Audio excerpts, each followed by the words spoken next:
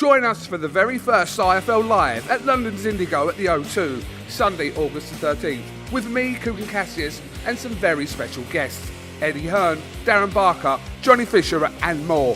Tickets now on sale. So in the words of Eddie Hearn, you get up, you dress up, and you fucking show up.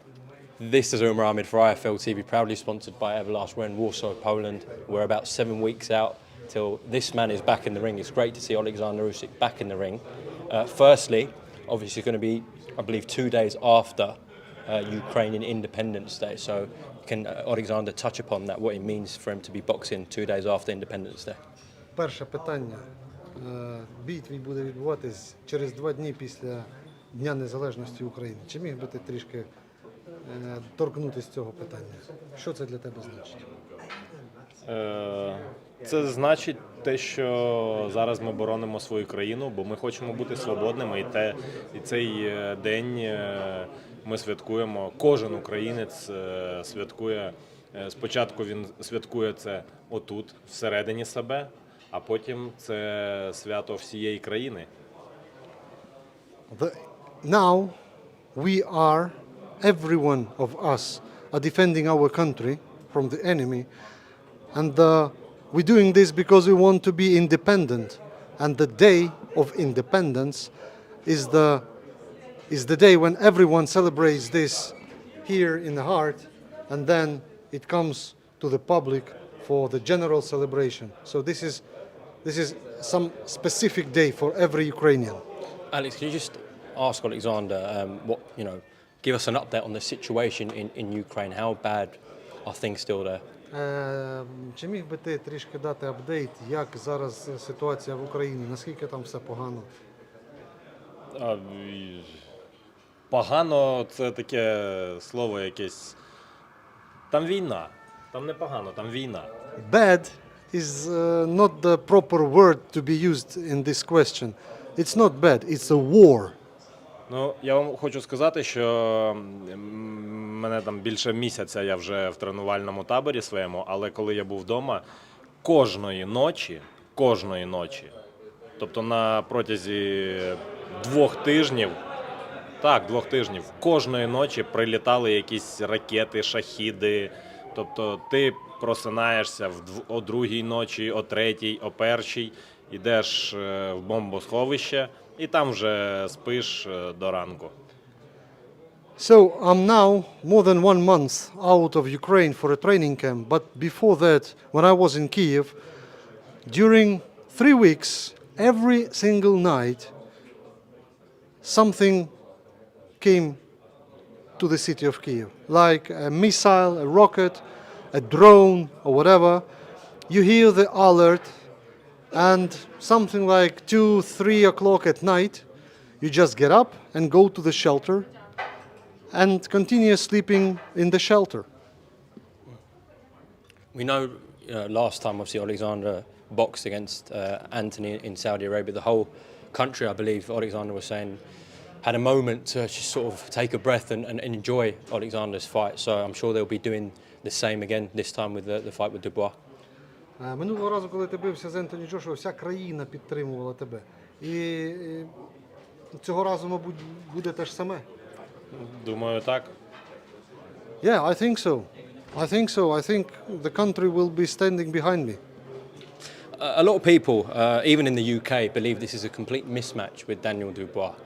I think he's an 8-1 underdog. Alexander obviously is a massive favourite. People just expect Alexander to walk through Daniel Dubois.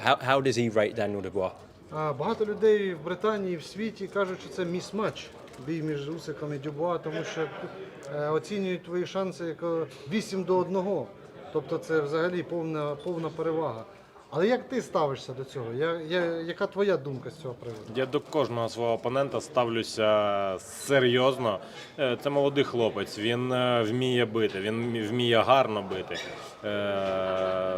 Я до кожного опоненту готуюся на 117%. I treat my every opponent exactly the same way. Extremely serious. Daniel is a young kid. He knows how to beat, how to punch. He knows how to punch hard. And I treat every opponent, I get myself ready for every opponent for 117%. Okay. I just want you to react to this, please, Alexander. Daniel Dubois is going to absolutely screw this up for all of them. He's going to knock him the out, I'm telling you. Перевод надо? Це розмови дяді. These are the talks of Uncle. Uncle Frank. Uncle Frank. Okay, just to divert away from talk with Daniel Dubois, we haven't had Alexander on the channel since the fight with Tyson collapsed in April, a long time ago now. What was the ultimate factor, deciding factor, in why Alexander and you guys stepped away from those negotiations? Вже багато води втекло з тих часів, коли був актуальний бій з Тайсоном Ф'юрі, тоді, 29 квітня. Але таке питання каверзне. Що стало тим фактором, який змусив вас відступити від переговорів? Багато балаканини зі сторони Тайсона Ф'юрі, багато неопределенності і затягування чогось, і знаходження якихось незрозумілих факторів. Матч-реванш, потім 70-30, потім ще щось.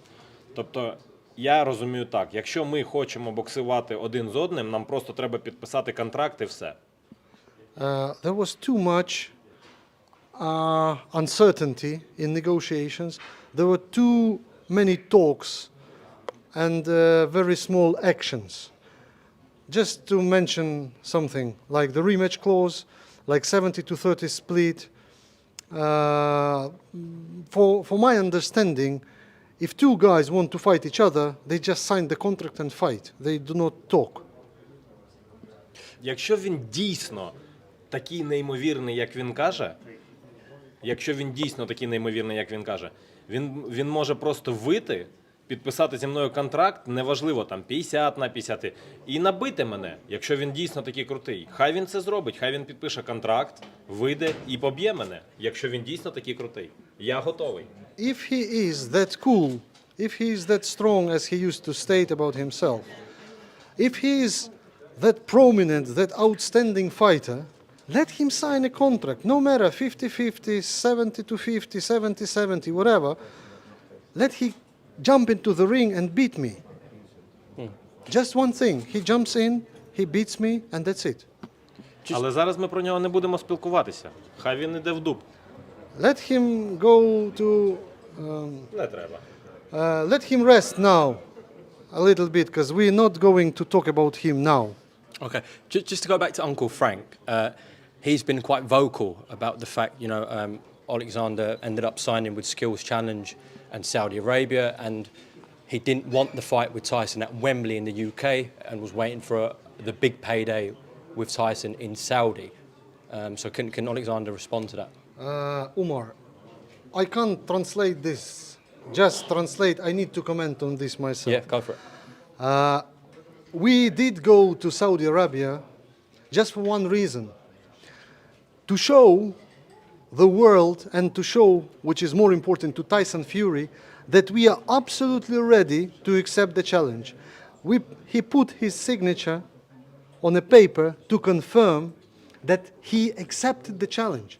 Now the ball on Tyson's side. He has to kick it hard now. We couldn't make it on the 29th of April. We didn't go to Saudi before. We went there after, when we failed to make it happen in Wembley. He accepted 70-30. It means that he had to go with it.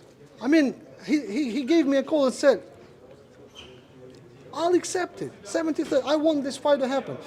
But he had one condition. Tyson Fury, I accept your challenge.